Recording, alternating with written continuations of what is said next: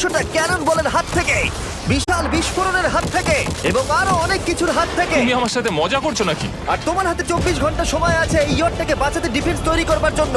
তোমার সময় শুরু হয়ে গেল। Good luck. ঠিক আছে, যাচ্ছি। দেখা যাক এই ইয়টটাকেও বাঁচাতে পারে কিনা।